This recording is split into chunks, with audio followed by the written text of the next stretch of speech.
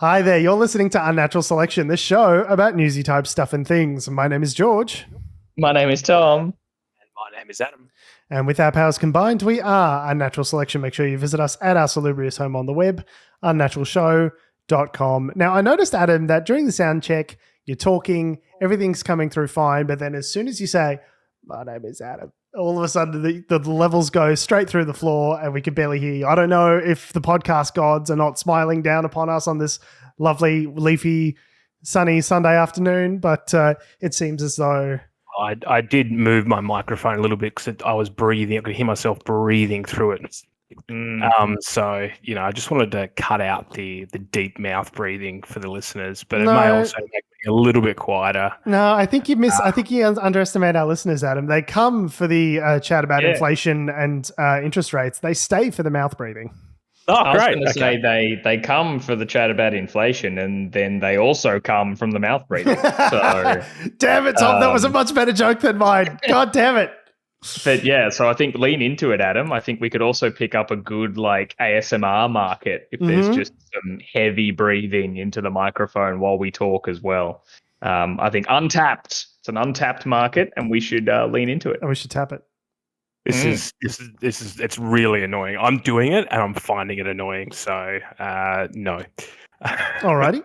All right. Well, it was fun while it lasted. That shows us for having these strategy meetings live on air. Speaking of fun while it lasted, Liz Truss has announced her resignation after a month and a half in power. Thank you, Tom, for the segue. The lettuce one, baby. Yes. So what we're referring to there was an article from a British publication that said, "Will I think it was The Economist who wrote about it initially." Saying, it was the Daily Star, was the tabloid. So the Economist said, we'll be lucky if Liz's premiership outlasts a head of lettuce. And then the Daily Star said, that's great. Let's do a live stream of a head of lettuce and see how long it lasts. Yeah. Will it rot first or will Liz Truss resign? I think we mentioned it on the show last week. And the lettuce one, The lettuce one. It was looking a little bit worse for wear in the photo. They had a couple of things in there. There was like a lettuce, a carrot, a couple of things. Oh, yeah, they gave it like a nice cup of tea and some Marmite toast at one point. It has a wig and googly eyes. It was joined by an apple with googly eyes. It's like a little friend. It really evolved over the week. It was fantastic. It had a wig, or did we not? It had a wig, yeah. It had a wig. It had a wig. Between last show and now, they started adding a wig and all that sort of stuff.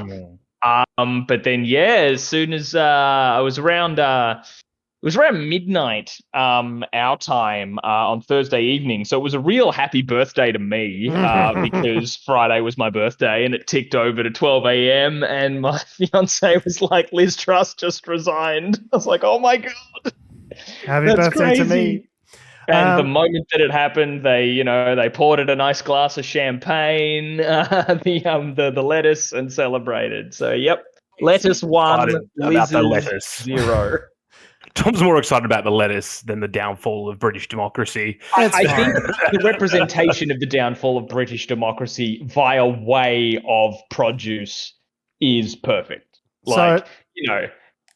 It's like Ukraine. Not to derail the conversation too much, but we're seeing this awful illegal war happening in Ukraine, and it's all playing out amongst their official Twitter accounts, dropping memes to act as their support base. What a time to be alive!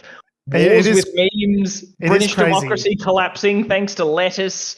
I mean, what a time to be alive! It is crazy that you mentioned that because I believe it was Dmitry Medvedev actually tweeted about Liz Truss and about the whole situation, welcoming her downfall in a hilarious way. So, it's all about the meme wars now. People say, our kids will say to us, "Mummy, Daddy, what were you doing in the early 2020s?" So I was like, well, after the plague, we were engaged in the trenches, son. Meme wars. It was all, we were deep in the meme trenches, in the meme mines, in the meme mines of Moria. Can you imagine going to the Defense Academy or whatever training institutions they've got, say in Britain or Russia or wherever? You spend 4 years training up to become an officer. You get your information warfare course done. You end up going into maybe the Secret Services, and you're basically an information warfare specialist, and you get paid to do memes. Yep.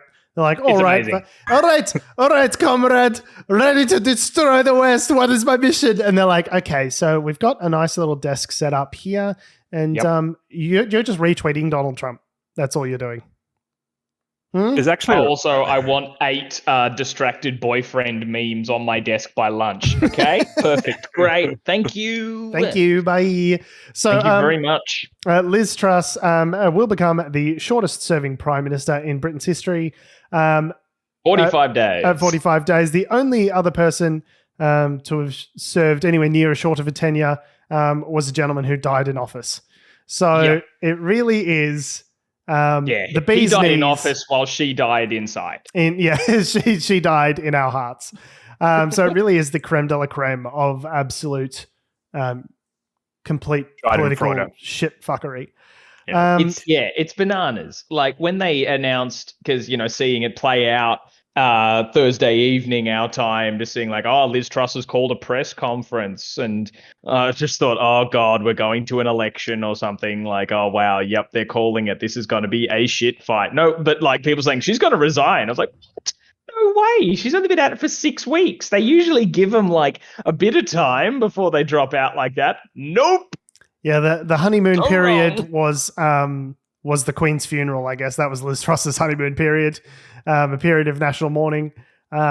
And then the weird thing is that she won the popularity contest with members of the Conservative Party. Yeah, but members of the Conservative Party are like 160,000 people sitting in their, like lakeside mansion in the Cotswolds. You know what I mean? Like it has no reflection on what's actually going on in the country.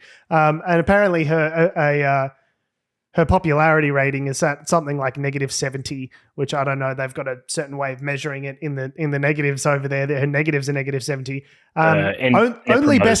Only bested by Vladimir Putin at -74. So currently, herpes and depression are more popular than Liz Truss and the Conservative Party.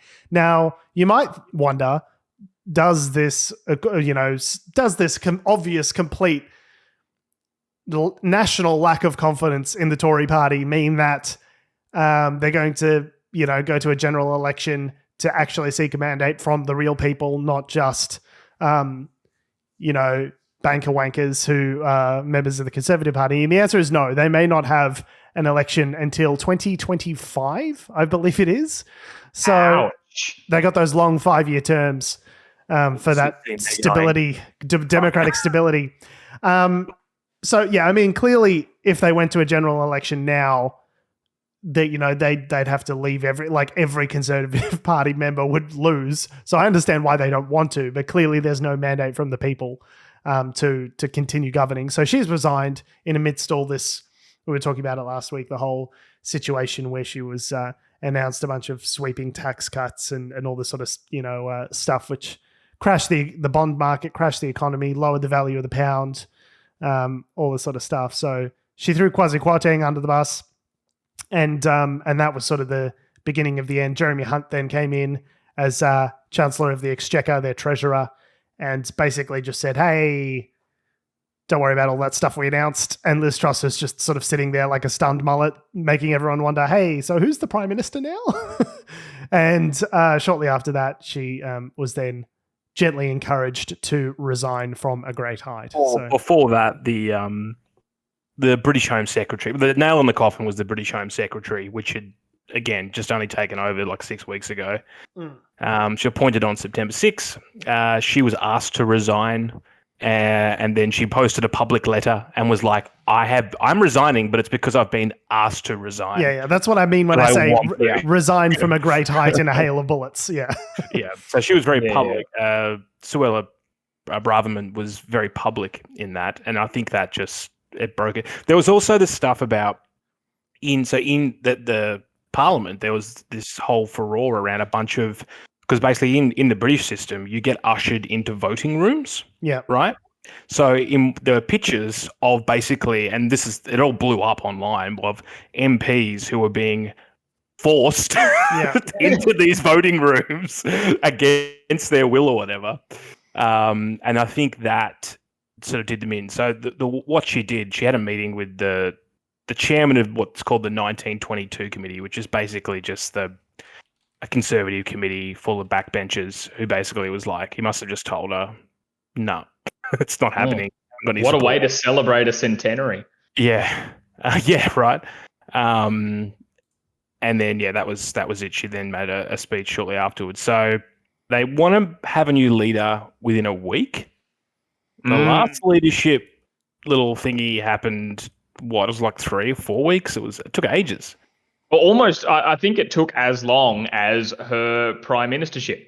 Yeah. I think it was about 6 weeks. So the way that works is if you can get a majority of Conservative Party members to vote you, to get a majority, an easy majority, a simple majority, then you win outright, okay? If not, then it goes to like a full vote. So think of it sort of like a runoff election, basically. So that full process takes a good 2 months to sort of fully institute. But yeah, if a majority of Conservative Party members, so the actual elected representatives, not the members of the party, if a majority of them say, we get behind Rishi Sunak, who it's probably going to be, then they don't need to go through to the full sort of election process, which takes Boris Johnson just like flew back to the UK. Yeah. It's literally like Boris Johnson. He's the and he's like, I must cancel my Caribbean vacation. I must return. Oh yeah, the beacons are lit. Yes. Everything's fucked. The beacons are lit. Ride to Rohan. If Boris for some reason was able to like, barring some scandal, you'd think that Rishi would probably get in. But if assuming Boris did get up in that situation, like what is democracy? I guess this is democracy at its finest. Like, if it's a democracy where everyone are a bunch of unsure flip-flop and numbskulls, this is exactly what democracy is. If you can't make up your damn mind and you keep changing your minds over and over and over and over and over, this is what it looks like. It is funny though how immediately, like, I don't know, because we've had, even in Britain's past, like Liz Truss was doing her best Maggie Thatcher impression, trying to say we're going to cut taxes and increase growth and yada, yada, yada, this whole sort of neo-libertarianism kind of approach. But I mean, Margaret Thatcher got nigh on a decade to sort of test that out and have it fail spectacular. Well, I mean, critics of hers would say that it failed spectacularly and it tripled unemployment and all that sort of stuff. But, I'm sure supporters of hers would say it was brilliant. But like, Thatcher got, nearly a decade to sort of have this grand economic experiment in neoliberalism take place. Whereas like Liz Truss had about 45 days and the markets were like, my bond yields are kind of fucked. So bitches gots to go. Like it was real quick. And I'm wondering why, you would think one of the parts of this package is that like, there shouldn't be a limit on bankers' bonuses anymore. And like, income tax cuts for the highest, 1% of earners and all this sort of stuff. There's a lot of stuff in there that like, big business would really love to get around. But I'm just surprised that even with all of that, the incentives for the people that they're just giving red meat to their base, right? They're pork barreling. Here's, you voted for us. Here's all this tax cut, or here are all these tax cuts. Here's all this shit you wanted. And even with all of that, they were still like, no, you got to get the fuck out. Like, well, because it absolutely didn't the markets went crazy. But who is the markets? The markets are large institutional investors, pulling their money out of it. You know what I mean? Like these large institutions, large financial institutions, largely comprised of very wealthy individuals, lost confidence and the bond market collapsed as a result. I think part of it is that, I mean, she had a rough couple of weeks, that she couldn't sell it is the other thing. Like, she can't sell anything. She couldn't sell a ham sandwich at a fucking meat convention. Like the woman's half brain dead. Like listening to her speak. Part of it is that like, there's like a mass sort of, I wouldn't say psychosis, but like a mass sort of wave of like, is it a sexist thing where all these like the MPs in particular, and the large institutional investors who are probably made up of middle-aged white men, is there a sexist thing? No, when they look at her and they go, "Oh, I don't like the look of her." I think the fact that she's incompetent is much more relevant to the fact that she's a woman. I mean, these are the guys who are just absolutely frothing, jizzing their pants over Margaret Thatcher. So I don't think it's the case that it's a sexist thing. I think she's just proven herself to be like manifestly A grade, like weapons grade incompetent and just not a good communicator. And so it just leaves everyone with the impression that there's no one at the wheel. They're just backflipping all over themselves. Like, yeah, I understand why it wouldn't inspire confidence. Tom, you were about to say something. Oh, no. So, and like, well, I'd imagine, like, consciously or not, I reckon there probably is something to that of, like, you know, regardless of their favoritism of Margaret Thatcher, like, yeah, I mean, old white guys be sexist as fuck. So I reckon it probably at least played a role. But I guess the point being is if right. it was a bumbling white man, would they have? I mean, you mean like Boris probably would have Johnson? gone. Yeah, I mean, they probably would have gone, but would they have gone as quickly? Maybe not as quickly. Yeah. Yeah. So it's one of these things, and I mean, the same thing has happened in Australia for the last 10 years. Yeah, this was us 10 years ago. Yeah. And I can't stand it. Like, it's just like, I mean, you know, there are good things about it in the sense that if you have someone who is utterly inept, corrupt, or you know, doing stuff not in the national interest, Boris Johnson, the party can go get the fuck out. Yeah, which is what happened, right? That's what kicked all of this off, right? So yeah. But the issue, and the UK is probably worse than us. You think about it, like they've had since David Cameron, they've been going through prime ministers like it's, you know, they've had like what, 5 in 6 years. Yeah, it's crazy. Yeah. I saw this guy tweet, there's been 5 chancellors of the exchequer in my daughter's lifetime. She's 4 months old. Like, yes, she's lived through 2 different regents, 3 prime ministers, and 5 chancellors of the exchequer or something like that. She's 4 months old. The Conservative Party and parties here in Australia as well, they amended the rules because of this. They're like, oh, we probably shouldn't just fucking do leadership spills. You know, the minimum term is 12 months before you can do another leadership spill. But even so... But that was the case here as well. Apparently there are rules in place for that. And they just said, but she has to go. They've strong-armed her out rather than it being... Sorry, go ahead. No, I was just going to say, they're strong-armed her out rather than it being a process-driven thing. Yeah, because that was the thing with the leadership challenge to Boris Johnson has that thing of like you can't then do another leadership challenge for 12 months. But if the person in charge resigns, it's a different story.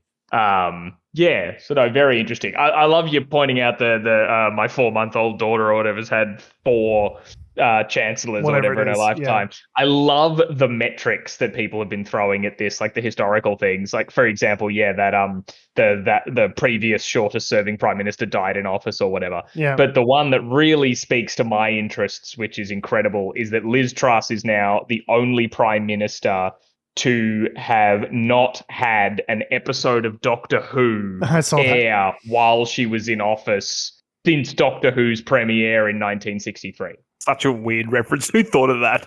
I love it. It's just amazing. Like every other PM since 1963, Doctor Who has aired during their tenure. Whovians have a very... They see things through a particular lens, and that lens is Doctor Who. Yeah. Mm-hmm. What I would like to see, I think it would require constitutional changes in both countries, but whether it be Australia or the UK, would be that if you roll the dice, let's say you've got 3 or 4 years, whatever the terms are. 3 years in Australia, I'm not sure what it is in the UK. 5.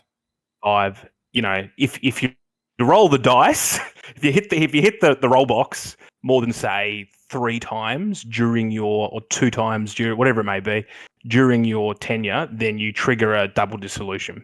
Oh, I thought you were going to say a chance card. Do not pass go. Do not collect $200. No, double dissolution, baby. I just think. I mean, it's different in the UK because they're the House of Lords, for instance. There are titles and stuff which allow you to be in there. But in Australia in particular, it's like, well, if you're spinning the wheel, more than however many years it is in a term, then surely that shows that is enough to say, well, barring the person dying or having a medical situation. Sure. Surely that's enough to say, well, this party is not fit to govern because they can't sort their own shit out. Do you or like they aren't what the people elected at the time? Exactly. No. Yeah, Right? exactly. Like after that many times, it's sort of like it's the it's the ship of Theseus. Like how many times can you change like who's doing what where before it's not what they went to the election as? Exactly. So they are no longer what we, the people, consented to be our government. Well, in her resignation speech, she said, quote, "I recognise, though, given the situation, I cannot deliver the mandate on which I was elected by the Conservative Party. I have therefore spoken to His Majesty the King to notify him that I'm resigning as leader of the Conservative Party." What mandate? Like, as you point out, like a mandate from 160,000 toffs that live in Tropfordshire. Like, you don't have a mandate from the people. There's that great line from Monty Python's The Holy Grail, where he rolls up on two peasants. He goes, "Who lives in that castle?" He goes, "What? Who lives in that castle?" "Nobody." "Well, who's your lord?" "Oh, I didn't know we had a lord. I thought we were an autonomous collective." Like, and there's this bit in the speech where he goes, "A mandate to use force can only be created by a mandate from the people in a democratic process." Like, and it's just like, yeah, that's it. Exactly. This little sort of like medieval peasant is telling King Arthur how government works. It's pretty hilarious. But like, yeah, that is the whole premise of the system of government, is that you are elected by the people to represent their interests in Parliament. And if you circumvent that process by flipping your leader every so often and going to a closed group of individuals, a smoke-filled back room in order to decide who the prime minister is, that feels profoundly undemocratic, right? Like, I think, like it shouldn't be a free pass. If you want to change leader, it shouldn't be we can reset the thing. We've got a year till to the next election, and we can try again. It shouldn't be a free pass for the party. It should be like, if you're going to change leader, there should be a consequence to that. Yeah. And so you're not just doing it willy-nilly. And I think, I recognize that the system is there for a reason, in that leaders can be not good leaders, and sometimes you need to replace them. And we can't just go to full general elections every fucking 6 months. Yeah, otherwise you become Greece. Yeah. Yeah. And that's the, and it's an advantage of having you vote for the party that you want to be in government, not the leader, right? That's the advantage of the Westminster system, is that, you, rather than voting for a cult of personality, even though elections tend to be that anyway, voting for a group of people who will come together and, pursue a vision as opposed to necessarily an individual. But, at the end of the day, if the leader of that group of people is wonderfully inept, then I was thinking about this earlier this week when sort of the news of this broke. Do you think it's a function of a two-party democratic system that when a party is in power for long enough, do you think it's natural that the party starts to atrophy? Like, I feel like it was a similar thing with the Morrison government here. They'd had 3 terms of consecutive government, and by the end of it, their heart just like wasn't in it anymore. They're like, we've created a lot of problems, and if we win, we're going to have to be in charge and solve those problems. And honestly, that sounds exhausting. I want to get back to siring new families that my wife doesn't know about, just quietly on the backbench in opposition somewhere. Do you think it's a natural function of democracy that when a party is in power too long, they just kind of become self-destructive like this? I'm seeing a pattern, I guess is what I'm saying. Question. What do you think, Tom? Yeah, well, I mean, I guess you sort of see that if I think it's also, especially if that party is also the same people the whole time. Like, you can have like a party's ideals, but also like different people in them. I guess that's where term limits kind of can be a bit of a positive thing, in that like if people have come in with a certain mandate and then they're just keeping that mandate for a decade, when, like, regardless of taking like, my personal political beliefs out of it, because like, we've had a decade of conservative government that I have not liked, but taking that sort of part out of it, it's more like times change and the priorities that you went into like government on 10 years ago aren't the same as what they would be 10 years later, like whether by your own making or not. Things have to be actioned differently. And if you're fundamentally not one of those people, which most people kind of aren't, right? Like, no one is that real true bastion of political political ideology of, moving with the times and, people usually are like, I believe in X and X is the thing I plan to change, at that first election. But then it's 10 years later and you're still like, yeah, low taxes for rich people. And it's like, but the world's burning. Yeah. And they won't change it. I think that's a really good point, Tom. There is no fluid party, right? There are parties that have ideologies, and those ideologies may or may not be right for the circumstances you're in. I think, the other thing with personnel, I think it's an interesting one because in Australia in particular, there has been a lot of change within the Liberal Party. Like each year they've sort of put more women. They accept climate change is a scientific reality now, which they didn't one election cycle ago. So that's good.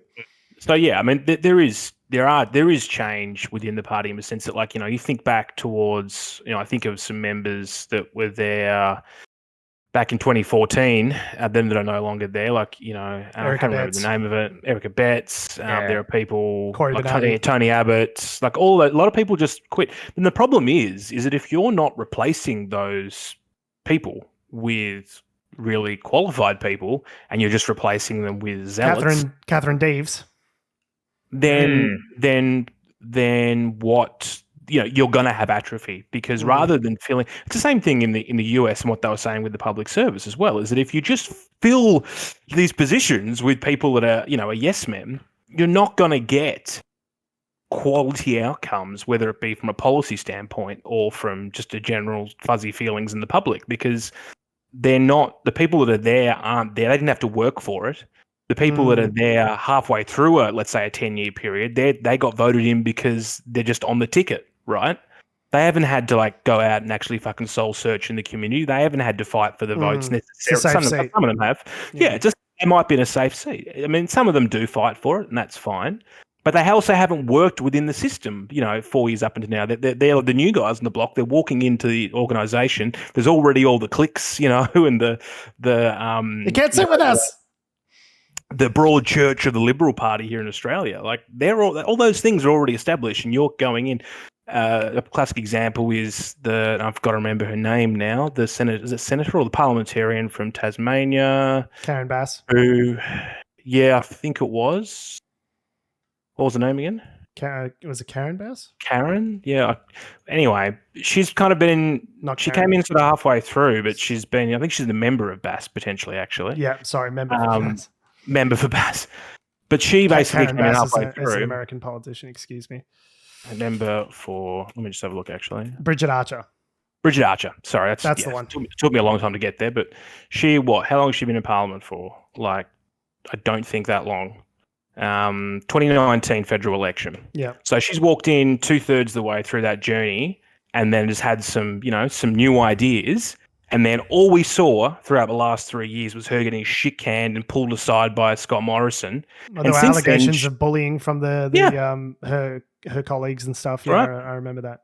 So, and she's probably the exception to the rule where, if you don't get yes men in, like she is probably someone who was not a yes person. Well, and that's why she retained her seat at the last election when so many Liberals didn't, because she didn't just go along with the party and say yes to everything. Yeah, I remember there was a popular line during the last federal election here in Australia, which was, a vote for Dave Sharma, who was meant to be one of the more centrist, sort of leftist, new Liberals sort of voices. A vote for Dave Sharma is a vote for Barnaby Joyce, because their legislative agenda, the way they vote on legislation, is something like 94% similar. And I think that's just a natural function of party politics. You've got to go along to get along. It's not incentivized to have people that disagree with the party, especially when the party is the people who chooses the people that go up for pre-selection in the first place. The party says, we have these values. If you want to join us and be on the ticket, then you got to have these values. And that's my major problem. I talk about it every fucking time. It starts at the branch level. Old man yells at cloud about the branch level. Get the fucking branch level politics sorted, and you won't have this issue. But that's exactly why the Voices of movement in this last election cycle, the community independents, were so popular, is because they felt, especially in these key blue ribbon, sort of Liberal seats like Josh Frydenberg's former seat in Kooyong, there was a lot of people that said, hey, we've come around on this climate change stuff. Like, we still want to have a property portfolio, but we also believe climate change is real.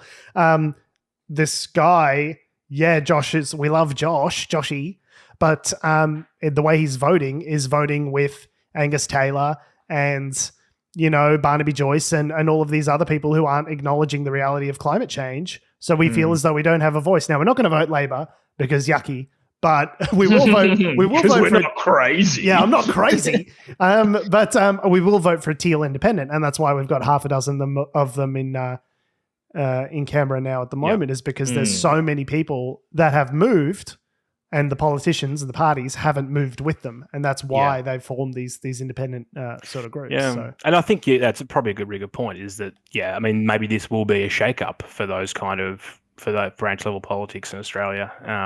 It's still got a way to go. I mean, the Labor Party in Victoria is broken.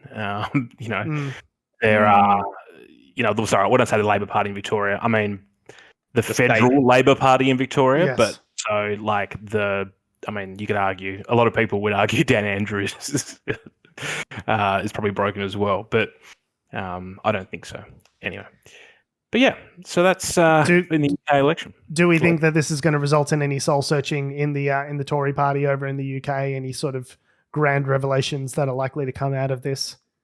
I mean, maybe not grand, but maybe in the sense of them going like, fuck, if we want to push through that kind of budget again, we've got to wait a bit.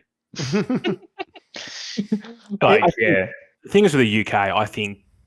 Well, I'm guessing here a little bit, but I would assume that the positions of the Tories are a lot more entrenched because of class and the length of time some of these organisations have been, around.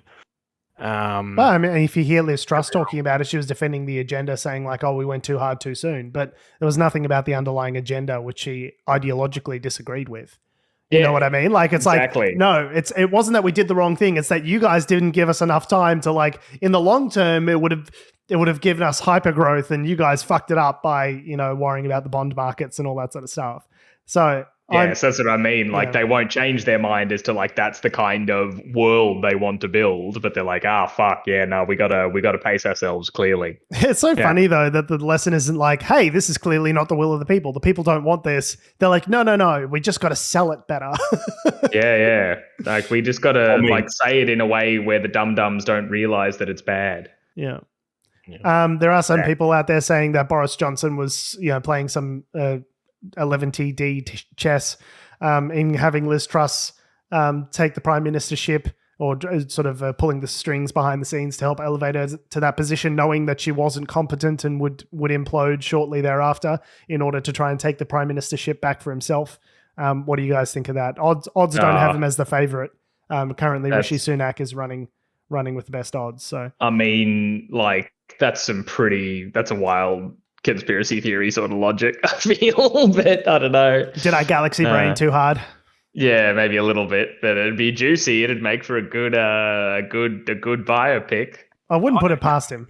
I don't know whether or not Boris is necessarily the one that would be pulling those strings. People love Boris. He's still got a massive contingency in the I think Parliament he does, and publicly. I would argue that it's probably more factions within the Tory party that there might be, think Frank Underwood from House of Cards potentially, but there might be people sort of hedging their bets. Well, like, if this happens, then that will give us a chance. But I don't know whether Boris would have necessarily thought that far ahead himself. It doesn't give me the impression of someone who thinks that strategically.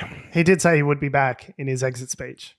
Maybe he was thinking, I thought I'd get at least a good 6 months to rally the troops before the government imploded. Like he was in holiday in the Caribbean when it all went down. So he was saying, oh, fucking hell. Boris, it's time to shine. You know what it's time for? More Boris Johnson. That's what the UK hasn't had enough of. Anyway, for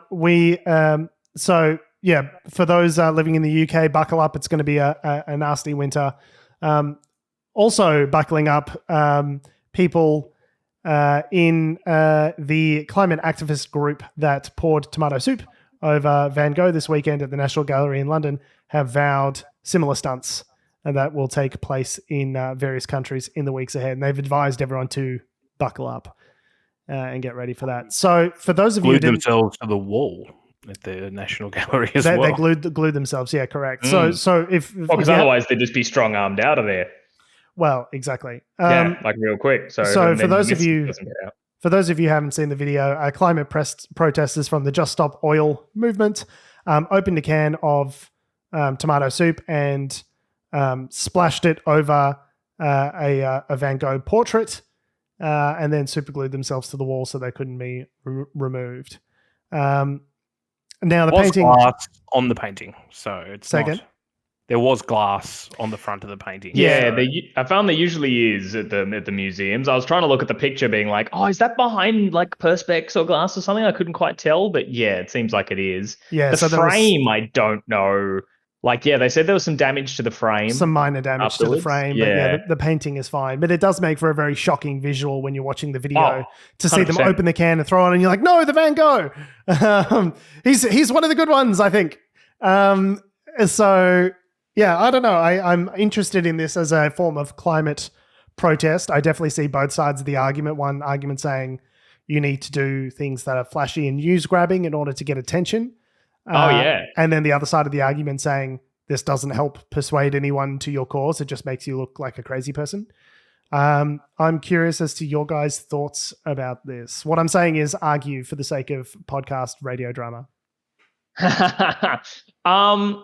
Yeah, no, I guess I see your point. It's one of those things where I've felt across, like, since this happening, I was always like, I'm always, whenever I hear a story of like an art piece, particularly a historical one, being damaged or like lost to time and all that sort of stuff, as a lover of art and all that sort of stuff, that always makes me really sad. And I'm always like, oh no, like, like, while I agree with the message of climate change, like, and yes, it was behind glass, but if the sentiment of like, destroying a famous art piece to get people's attention, I'm always like, but the art is always so beautiful. But then on the flip side, I feel that angle of like the message is more the message is more important than the art. Like the art is not going to keep you warm at night in the nuclear winter that is to come if climate change ravages the earth, right? Well, it may if we break it up for firewood. If we burn it. Yeah. So and I always do this. I forget that woman's name, but during the Black Lives Matter protests in 2020, bringing up being like, fuck the property, like fuck your targets and your museums and whatever, like like what we are protesting for is more important. And I guess if to solve climate change we gotta ruin some Van Goghs, then I'd say ruin the Van Goghs. But it's a tough one, because also while like guys like us might see this and like pay attention to it and listen to it and see the nuance of it, there'll be just heaps of people who are like, oh, look at you bratty children throwing soup onto a famous painting, you twerps, and then that doesn't help anybody.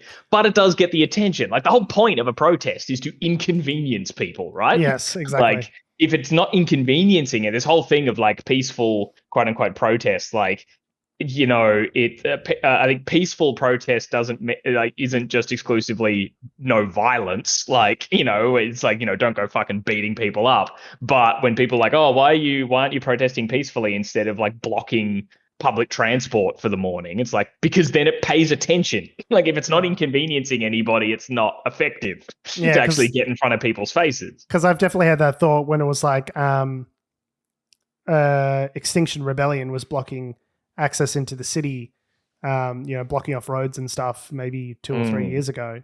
I definitely had the thought like, what are you doing? I'm just trying to get into work. You're going to make me late. And then I subsequently had the thought like, that is very much the point. Yeah, it's very much the point. Same with like workers' strikes, right? Yeah. Like if the workers' strike doesn't inconvenience you, then they haven't achieved anything. What organized labor is doing by having a strike is emphasizing their importance to your daily life functioning. It's like, hey, turns out everything goes to shit if the train workers don't get paid.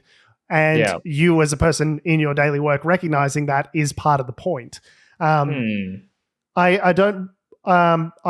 saw something interesting about this Just Stop Oil protest, where they were saying that the point of this isn't to, because because it gained a lot of criticism in the media, people saying that obviously it's not going to be winning hearts and minds, and this is the wrong way to go about it and all this sort of stuff. But I think the point of a protest like this, as you say, Tom, is to garner attention, is to rally people to the cause. So there was a quote here in this Guardian article, quote, "But the idea isn't to win over hearts and minds. It is to grab media attention and this is the important part, and mobilize people who are sympathetic to the cause," which is interesting. I've always seen protest as a method of persuasion rather than, sort of initiating turnout, to use sort of American inspiring voter. the people you've already won over. Exactly. There's a bunch of people that already agree with your cause worldwide that haven't been rallied to action. The point isn't to convince all the people that are asleep. It's to rally the people that already are awake. And so considering it from that perspective, I was like, that's actually a really good point. Because I don't think fires up the base. So to speak. You're targeting apathy rather than opposition. Exactly. Yeah. I don't know. I've got the thing is, like, I don't think it's effective the more you do it. I think you have to limit it to a point. Because the thing is, like, they've done it once on a Van Gogh, but they would have known that it has glass over it and there's no real effect to it. So, there was also other actions like people spray painting an Audi dealership and like all these other sorts of things as well. Those things, they're not like permanently damaging anything. They're just making a point. So I guess the thing is, does the shock value wear off the more you do it? And do people just go potentially just roll in their eyes at it? Like, if you consider it from a global historical perspective, though, like, and people 100 years from now will look at these people and think, they definitely understood the emergency for what it was. And we're like trying to do something drastic to get people's attention. And the people who are apathetic and sort of sitting back and doing nothing about it, history will judge us in that way. And they'll be like, hey, why weren't you doing something? Why weren't you marching in the streets about this? You had a chance to prevent this global catastrophe from unfolding before it happened. So if you take that grander view of history, it's like the people who are shocking, we see them as extremists now. But like, I think the historical narrative will judge them very differently. Sorry, you were saying, Adam, you were saying something, I interrupted. Yeah, you always do that. That's what we do it to each other. It's part of the vibe 10 years in. Well, I mean, I think... go ahead. Well played. Well played. Like when I was growing up in Tassie, like you look at the Franklin Dam from memory, back in the 70s. So, the Tasmanian government was going to put a big fucking dam in this world sort of, pristine environment. Would have ruined a bunch of shit. Anyway, so that's how the Green Party in Australia started, was through Bob Brown and his mates getting together, just literally going out on rafts and fucking like chaining themselves to diggers and shit. Yeah. And eventually that did have an effect, right? Eventually, the federal government Bob Hawke took the unprecedented measure to step in and stop the Tasmanian government from proceeding with it. And if you look at that was back, in the late 70s. So if you think now, this is 40 years later. Well, now that area is still there, and it's, the legacy of that, in setting up the green movement and the flow-on effect is quite profound. Similarly, that's not a real way to say that. Similarly, I'm going to go with that. When I was growing up in sort of the 2000s, between 2004 sort of through about sort of 2012, like there was a lot of like forest wars. Basically, people would chain themselves to diggers. It was a whole thing. Guns Limited. Guns Limited were the biggest business, one of the biggest businesses in Australia. That's a logging business. At the time. Yeah, logging business. Huge, billions of dollars worth of money. Anyway, by doing what they did, they eventually sort of managed to change the discourse in the state.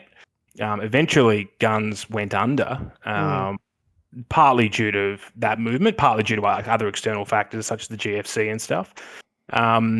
But yeah, I mean, if they hadn't done that, what would have been the effect? Would guns still be around? Would the status quo have just existed? And, potential, the world heritage of the clean green image of Tasmania, would that be tarnished because of if they hadn't done what they did? So That's I guess you're right. In the grand view of history, it's it definitely helps. The problem being is in the moment, most the discourse, particularly with the Murdoch media as well, is that they are extremists, radicals, and it's just annoying and stop it. Like, why can't you just get a job, go fucking stop knitting sweaters, go and So there's that's all a thing that pervades through conservative society to a certain degree. But the whole point of conservative society is that there is meant to be an element of conserving things as they are, and I don't understand why that doesn't extend to the environment. Like, I know that there's obviously other planks of like traditional conservative platforms around, austerity and fiscal management, and that's the narrative that they always tell. It turns out they're actually rather bad at it. But as yeah, I know, right? The governments that actually tend to perform best in terms of taxation and managing deficits are actually left-leaning governments, at least in recent history.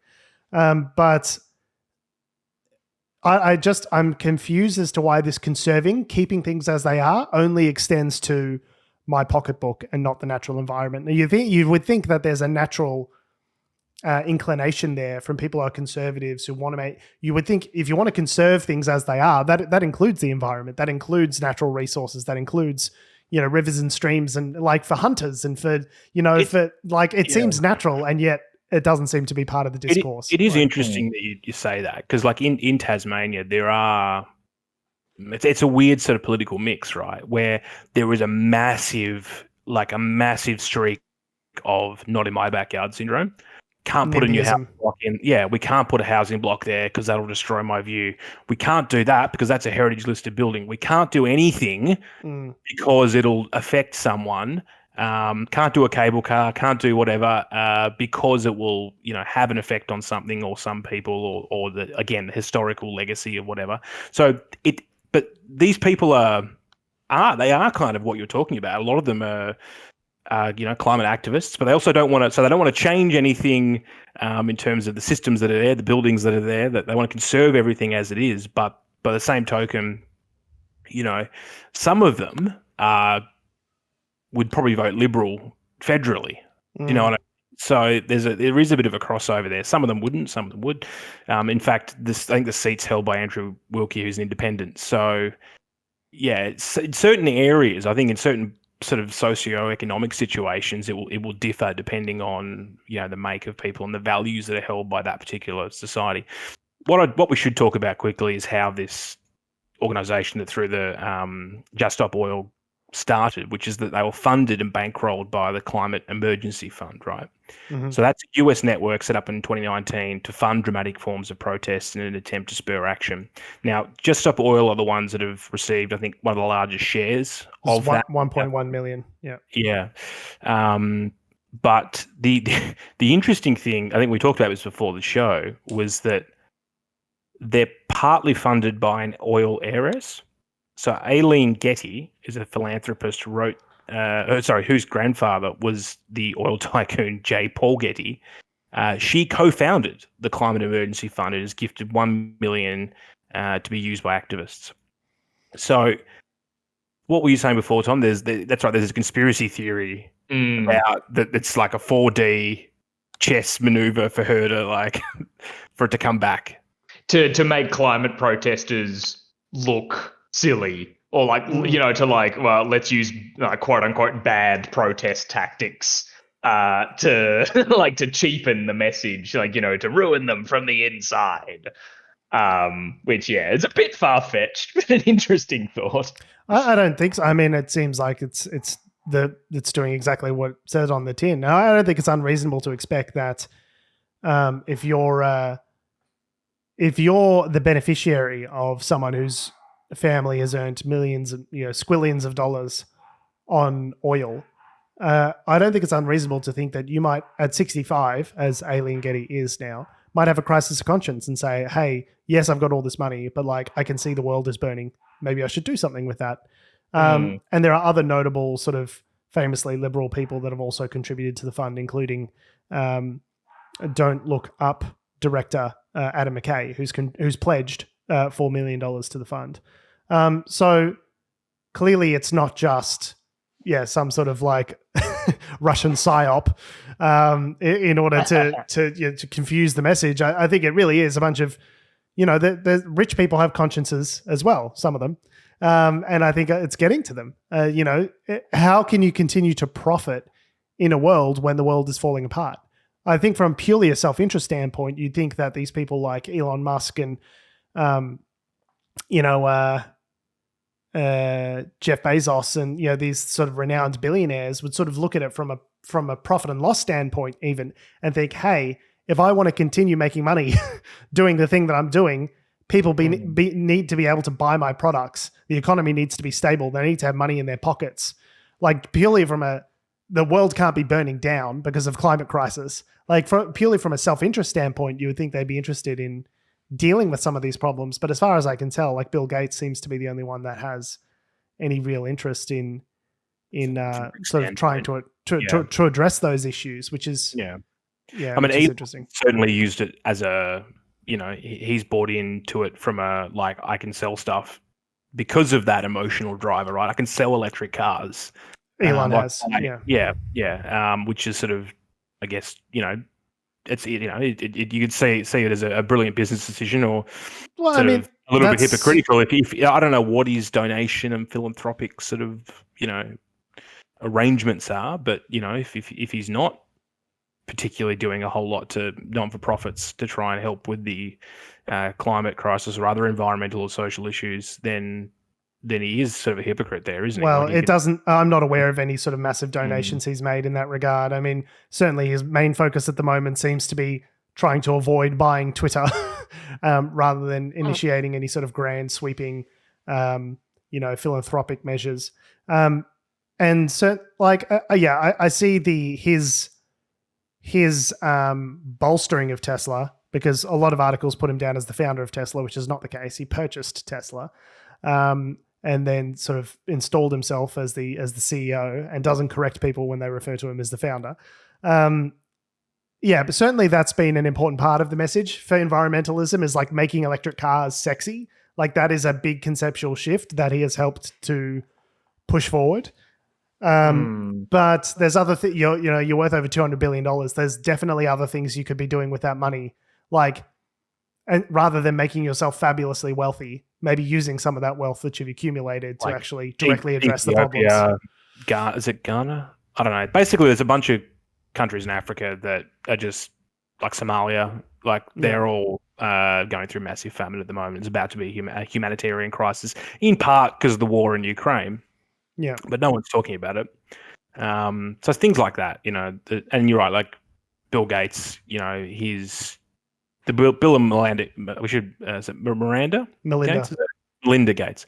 Like their foundation, is doing things that are practical to try and solve, the whole thing with the toilets. They were trying to make sanitary toilets and waterless toilet systems. But interestingly, though, a big part of that strategy from Bill Gates, I know we veered off drastically from the rundown, and I promise we'll get back to there, folks. But a big part of their approach is basically funding biotech startups for vaccines and things like that. So it still comes from yes, the profit is sort of put back into the organization in order to fund other endeavors, but it's still coming from this I mentioned it on the podcast a couple of weeks ago, the sort of creating shared value framework that's sort of still within business, within the corporate world, rather than just I don't know why the response is never just direct monetary assistance. Rather, it's we'll fund biotech startups and we'll get these vaccines going, and then we'll take the profits from that and we'll put it over here. Yeah. It's very much still a corporate endeavor, and maybe that's the world they come from and that's the world they know. So that's where they focus their efforts. But it's you are also worth, Bill Gates, I don't know what the current figure is, well in excess of $100 billion. Rather than doing the thing which the good billionaires, quote unquote, tend to do, which is pledge the vast majority of their money to be donated directly after they die, why don't you do it before you die? Because the country, the world's in crisis now. Warren Buffett has pledged to donate 99.x% of his wealth. And I'm okay, but you're a 90-year-old guy. What do you need at this moment, really, in order to live? You could donate it now, Warren. What you're saying, George, is just Warren Buffett, kill yourself now. I don't know. I'm just saying, you can give the money now, you'll be fine. Like, yeah, apparently he still eats, McDonald's breakfasts and things like that. He's, like famously lives a very modest lifestyle. So it's like, I think you're good. Just pocket maybe 100 mil. Okay. Just to be safe, just in case. And then donate. You can donate the rest now. You'll be fine. Yeah. Speaking of greenies, as we have been doing during the course of this podcast, Greens Senator Lydia Thorpe is in a little bit of hot water this week after it turned out that she was previously engaged in a romantic relationship with a head bikie, ex-Rebels President Dean Martin. And this occurred whilst she was on the Law Enforcement Committee. Yeah, that's the thing. That's the killer is that while she was sitting on the committee, they were about to get classified briefings from the AFP about bikie gang. Yeah. It doesn't look good. Now, this is something I believe the term there is, I I could be wrong on this. Correct me if I'm wrong. Hang on, just let me check my notes here. That's a conflict of interest. would have accepted big oof, but yes, conflict of interest is also correct. Put it on the board. Yeah. Now, to be clear, I just want to make from the outset, I do want to mention that Dean Martin has no criminal convictions, but he has a 25-year plus association with the Rebels bikie group. Mm-hmm. Now, who have been known to do criminal things from time to time. He's actually, interestingly enough, he's the brother of Shane Martin, who is the father of Dustin Martin, the AFL footballer. Shane Martin, the Herald Sun loves to just cross back to see what's happening with Shane Martin every sort of 6 months. He was deported to New Zealand sort of quite publicly over links to the Rebels and his criminal history. But Dean, as far as we know, he's clean. But that still makes it a conflict of interest. Yeah, because there's also no evidence to suggest that Lydia Thorpe passed any kind of confidential information. Yeah, that has not been alleged to Dean Martin yet. either. Yeah. Yeah, so that's the thing. Like, people talking about this being like, oh, she's done X, Y, Z. It's like, there's no evidence that she's done any of that, but it's not a good look, and maybe should disqualify you from being on a committee like that, and very bad to not disclose it. Well, the thing that I find really interesting about all of this is in this ABC article, it details their relationship in some length. So I understand it was a romantic relationship, and then they were sort of former, partners after that, and they've remained friends, and they've collaborated on their shared interest advocating for the rights of First Nations peoples and all that, good stuff. But the way this came about was essentially members of Senator Thorpe's staff had to raise it. They raised it to her when they found out about it, and they said, hey, you're on this committee. It's going to be a really bad look. And Senator Thorpe... Yeah, maybe you should at least tell Adam Bant, the head of the party. That's the minimum it would be to disclose it to the leader of your party. And she said, no, we good, fam. And then after that, it was only once presumably someone had leaked it to the ABC, and then the questions were put to Adam Bant, the leader of the Greens, that it all sort of came out. But allegedly, one of the allegations from Lydia Thorpe's staff, which was made under a statutory declaration, which they've signed, two of her different staff members said that they raised it directly with Adam Bant's staff members, his chief of staff. And the response was, do you mind if we don't tell Adam about this? So the Greens aren't even following their own party policy is the implication there. Yeah, so the staffers obviously know what's going on. They know that it's a bad look. They know that this definitely should be disclosed, and yet they're keeping it from their own leadership. Given some plausible deniability. Yeah, exactly right. So she's since stepped down from her role as deputy leader of the Greens, but I think she should resign her seat. I think this is disqualifying. Not that you can't date a bikie or whatever, like bikies are people too. But like... Well, yeah, that's the thing that people have talked about a lot with this, is people being like, you're not allowed to Like, oh no, like she, you're going to tell her who she can and can't date. I'm like, if you want to also be on the no bikey committee, Yeah. yes. Yeah, there are certain things. Yeah, the conflicts of interest are a big deal. Yeah, it's weird. I was sitting on the organized crime committee, and anyway, my best man at my wedding was Mick Gatto, but I just decided not to tell anyone about it. Oh, we don't discuss work. Yeah, we don't talk about work stuff. It's just we Never. really like hot Italian salami, and that's what we do. We just make salami together. So Yeah. It's interesting that this came out a short while after the whole allegations around who was the lady. It was the Aboriginal elder. that came out. that was like a month recently. ago. Yeah. And it's like the evidence that the ABC is quoting is from a work diary of that staff member that had the conversation. And then the quote is, "My advice to Senator is that she must speak to the leader's office that she is at extreme risk of being extorted, particularly if someone finds out," which, again, this is the whole point of a conflict of interest, right? Yeah, exactly. And that is why there is a risk with, we talked about it with Barnaby Joyce, right? Having a secret affair. Like even if you've done nothing illegal, there is still a risk that someone could find this information out and then extort you. Like it is a risk to the public confidence in you that you are going to act on their behalf if you have even a perceived conflict of interest. Even if it's not a real conflict of interest, the fact that it could be seen that way makes you vulnerable, right? That's the key part of all of this.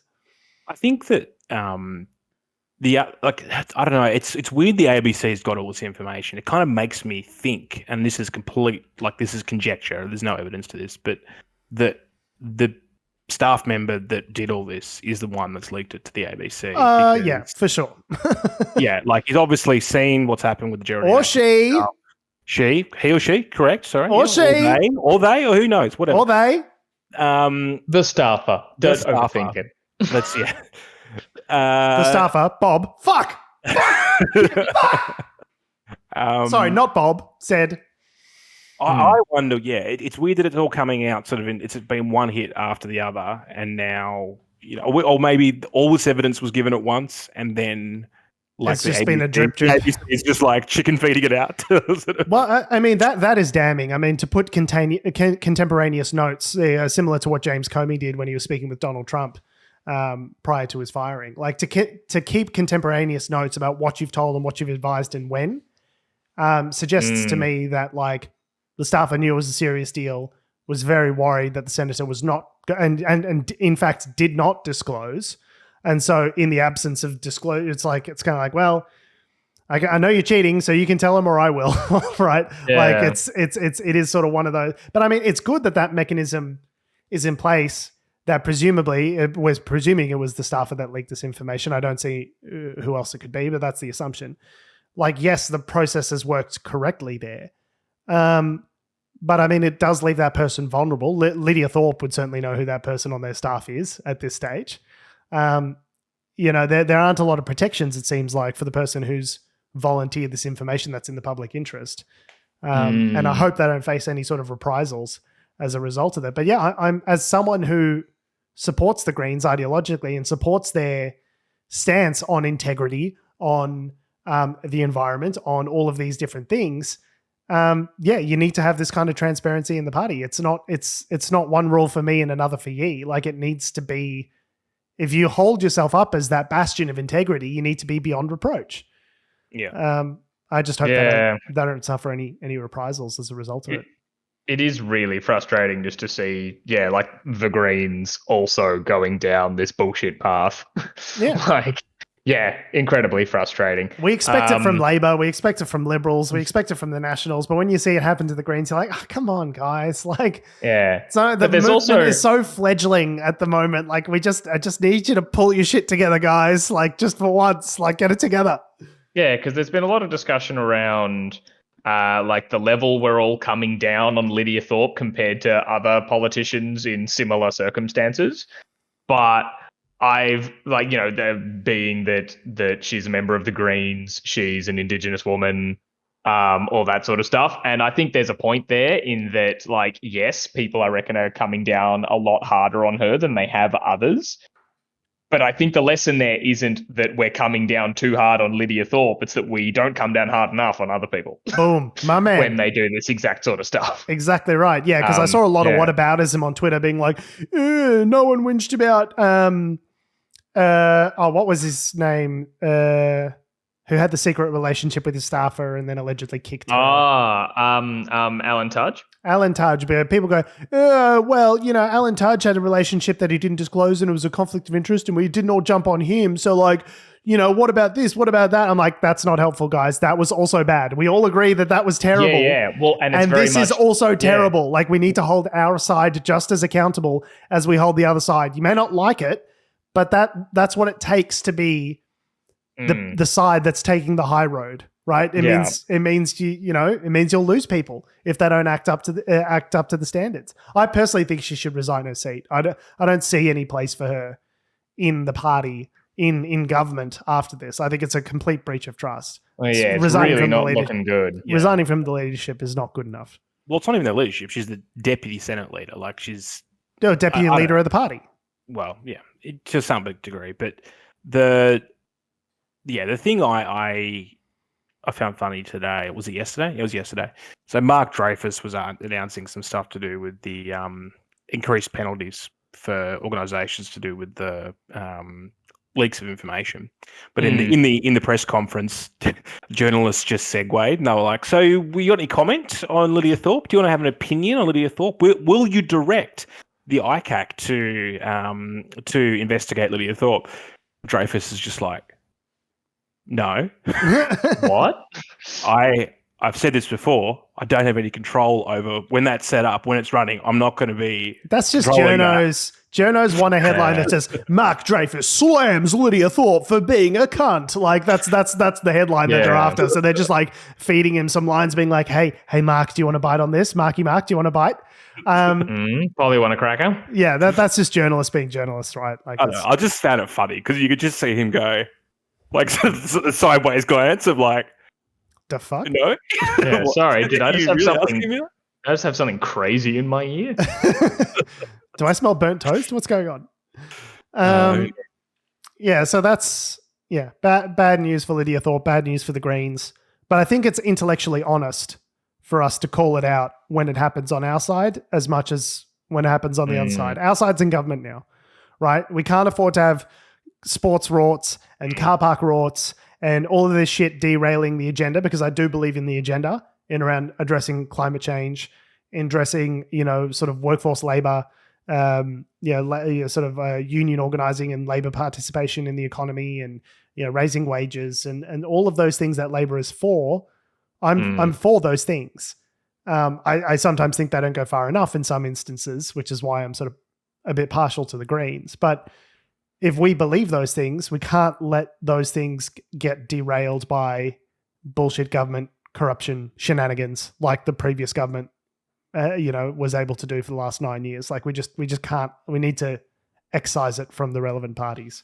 I think part of that as well is, it'll be interesting to see what happens. We talked about it earlier with the, what personnel have you actually got in the party at this point? Who are the people that are elected, and are they any good at their jobs? Yeah. And it's, obviously I think Lydia Thorpe's been there since the last, whenever she was elected to the Senate. 2019. Yeah. So she gets to sit there for another, two and a bit years now until the next, that seat's up for election, assuming there's no double dissolution at any point. Should she resign her seat? Like, the weird thing is, when this is, I guess, the rubber democracy is, you'll have people that run for these seats, or that, that are so qualified. Like, I'm just looking at McNamara, which is my local federal seat for the lower house. And like, Steph Hodgkins-May is like one of the most qualified people I've seen to go into that seat. Josh Burns is as well, who eventually got it. But, sometimes it is just like whoever the incumbent is, or whoever, is on the ticket for whatever reason, they get the votes and they're in there, and, they tick the boxes potentially, but, are they any good at their job? Who knows? That they may be a wonderful advocate.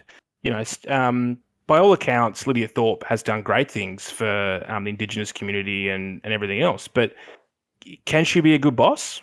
Can she manage a staff? Like, can she engage with people without getting triggered? Like, these are the things that you don't really necessarily get all the time with politics that you would expect, say, in a corporate environment. But anyway, that's my little rant done. No, it all speaks to character and to leadership, right? You don't just want someone who's going to pull the lever in the right way. You want someone that's going to be a responsible advocate for the community. And that involves not just being competent, but also like being a good boss and forming relationships. And like the standards are higher for those in elected office, and they should be higher because they're taking our goddamn money and putting it in their pockets for their paycheck. So if you're representing us and our interests, you need to be held to a higher standard. And to the extent that we've not enforced that higher standard on the Liberal government speaks to the negligence of the media environment and the wholesale purchase of it by Rupert Murdoch more than anything else. I'm not ashamed to hold my elected representatives to the same standard that I would expect from anyone else. And that's how you hold the high moral ground. So next time round, when a party goes, oh, but what about your side? Your side fucking did the same thing with Lydia Thorpe. Our response can be, yeah, and we got rid of her because we don't find that behavior acceptable. Do we want to talk about Qantas, or have we run out of time? What do we think? Qantas, give JobKeeper back, you jerks. You reported a profit. Yeah, so Qantas shares have soared to their highest levels in more than a year after the soared. Do you get it? Because they're an airline. In more than a year after the carrier said it expects to return to the black 6 months earlier than expected and post more than $1 billion in profits in the December half. You will also note... Billion with a B, right? Billion with a big old B. Now, that doesn't seem to be as a result of Alan Joyce's stellar management of the company. He's come under fire many, many times during his tenure as one of Australia's most highly paid executives, but rather seems to do with the wholesale sort of outsourcing of luggage handlers and various aspects. There was a report from the ABC a while ago that detailed how Qantas... That's partly due to his management. Okay, but that's terrible and has reduced the quality of service and has, there are even allegations that potentially flyers were endangered by that. There was a situation where a plane was basically the weight distribution of a plane was loaded in back to front. Shit. Yeah, that can crash a plane, literally. Which can literally crash a plane and compromise safety standards. And the Qantas saying, look, the system worked because our Qantas person who wasn't outsourced did a safety check and then sort of realized everything was fucked and then they reloaded the plane properly. But I would argue that is evidence of the system not working as intended. And the fact that you caught it is lucky and hopefully avoidable in the future. So, no, I don't think it's his stellar management that's taken the company back into profit. It's cutting corners and sort of... And there was another thing where they were talking about how they set up these subsidiaries under Qantas that are new subsidiaries with new sort of payment wage standards for pilots. They say, okay, we're opening up these new routes to XYZ. If you existing pilots at Qantas want to fly those routes, you need to sign up under the subsidiary, which basically nullifies all the previous enterprise labor agreements that you've signed up to in the past because it's cheaper. So it's not good management. It's just the wholesale neoliberalization and dismantling of this company and its standards and its pensions and all of the benefits that have traditionally made Qantas one of the highest quality operators in the world in order to return to short-term profits. And that's bad for the organization going forward. It's not as though... look at flights now. Flights are horrendously expensive. Okay, the amount of services have been reduced in order to keep up with supply chain issues and capacity of the labor force and all this sort of stuff. They famously culled thousands of people from their workforce during the pandemic and received JobKeeper and stimulus money from the government. And now that things are all going good, they go, great, here's a big dividend to our shareholders. And it's like it's that gets me is your service quality. You're only so they're still not at capacity. No, like in terms of their international travel. I think they're only at They're going to return to capacity soon, but basically, and they're saying that travel has actually exceeded pre-COVID levels, and it may stabilize potentially over the next couple of years as people start to see family they haven't seen in however many years. But like their efficiency is something like, in terms of like, where'd it go? It was here we go. Yeah, Qantas says 75% of its flights have been on time in October compared to 69% in September and 67% in August. So they're getting better slowly, but it's still 1 in 4 flights will be either cancelled or not on time. Yeah. And yeah, I mean, if you've travelled recently, you'll know that you sit there at the baggage chain for half an hour waiting for your bags. Yeah, and the baggage situation has been terrible. They were talking about, they said they were going to cut vegetarian and vegan meals from their service, and all the vegetarians like, bro, what am I going to eat? They're like, oh, okay, don't worry about that. Don't worry, we'll bring back the vegetarian meals. But like, there has been a wholesale hollowing out of this company, to try and induce these short-term profits. And I don't think it's any stretch to say it comes at the expense of the workers, at the expense of the people who have devoted their lives to working for this organization and making it the top tier Australian flight operator that it has been known as historically. And it's just kind of throwing those people under the Airbus, if you will. If I look at flights from Melbourne to Sydney now, and let's say we fly... Expensive. Let's go from the 23rd to the 23rd of November. So about a month away. Let's have a look at the prices. So, sorry, just give me a sec for this to load. Based on me trying to be having a look at flights to come back to Melbourne occasionally to visit, I'm going to be guessing an average of about $500 each way. Yeah, something like that. Yeah. So look, if you catch a 6:45 flight, it's $385 for the cheapest seat. A 7:00 flight is $330. Doesn't that speak to like corporate gouging more than restoring the service to its former glory? It's like, okay, we're running fewer flights. So this is November. What happens when Christmas hits? Yeah, this is what happens at Christmas? We've had a surge in our revenue, but like we're reducing the number of flights that we're flying in order to be able to like properly service those flights, quote unquote. But then the demand for flights hasn't changed. The supply has been reduced, and so the price goes up. The demand is actually increased, as you've rightly pointed out. So I think this is another one of those things where it's like Alan Joyce took credit for the profitability of their company a couple of years ago when gas prices were through the floor, and so their expenses, also fell through the floor as a result. And he goes, look, profit. I did a good job. Give me another $10 million. And it's like, well, hang on. You just got lucky on global commodity prices, and that's why your company's profitable again. It's not because you're doing anything good necessarily. It's because you're cutting all these corners. And the NBA, again, ding, ding, ding. Anyone we've mentioned the NBA again, all of this like sort of corporate restructuring and all this sort of stuff is like very much smiled upon by the NBA literature. Like, yes, restoring the company to surplus and good economic management and blah, blah, blah. But it completely undermines the whole idea of what the airline historically has been, which is high quality, good service, plentiful routes. Like, sharing your values and your mission statement and your brand. Yeah. Which is ultimately probably more important than... For the long-term health of the company, absolutely. Yeah. And we've seen a swathe of companies do this historically where they're like, oh, we'll just fucking outsource it all to China or Indonesia or Bangladesh so we can do it cheaper. We can save this little 3% on our marginal unit cost. And yay, that means I hit my target. I personally get my bonus as the executive. Everything's hunky-dory, but it completely erodes the quality of the service. And it's at the expense of the long-term brand value of the company. But by that time, they'll probably be gone. They'll cash out their stock options and, they'll live on their, millions of dollars that they've got banked up in shares and cash. And that's somebody else's problem to solve. It's just happened to company after company after company in Australia and America as well, where it's just been hollowed out for short-term profits, short-term, returns to shareholders with no thought to the future of the company. It happens at Qantas, but it happens everywhere. So yeah. Shit's fucked. Booked your flights now if you want to go home for Christmas. Yeah, or drive if you can afford the petrol.